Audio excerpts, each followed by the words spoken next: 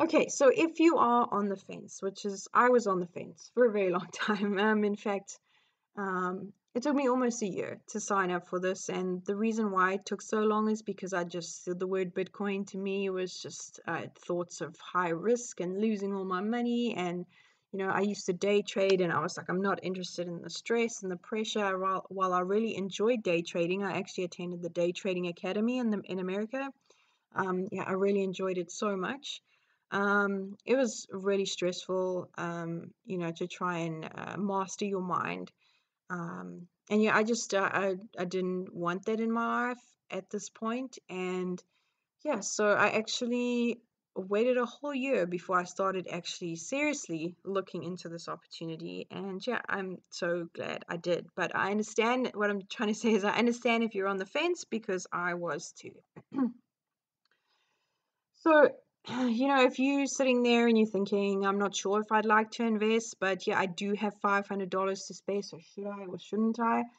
Let me put it to you this way. So, your worst case scenario is that you lose $500. Okay, this is not very likely though, as this company is evolving with the markets and has an excellent track record. But yeah, worst case scenario, you lose your $500. In the best case scenario, you have an amazing passive income until the final Bitcoin is mined in 2140.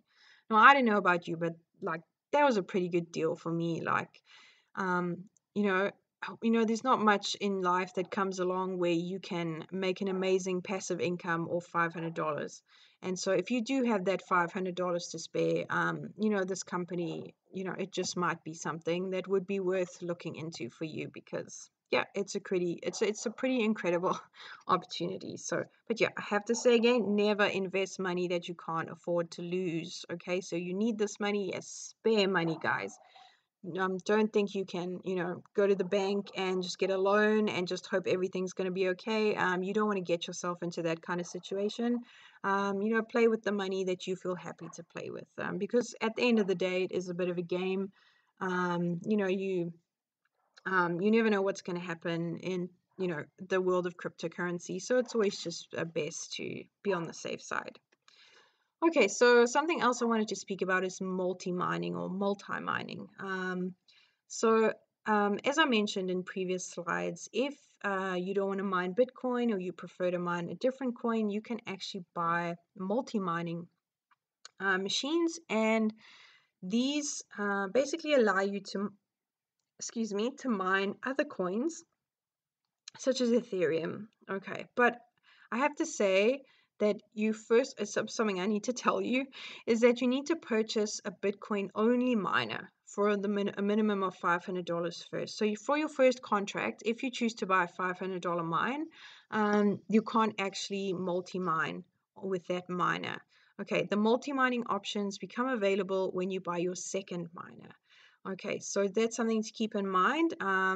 And yeah, so don't go and spend all your money and just buy Bitcoin only miners. Like put $30,000 on Bitcoin mining only miners. Like you might want to buy just first a $500 mine or $1,000 mine just to mine Bitcoin alone, and then perhaps use the rest of the money to buy multi miners.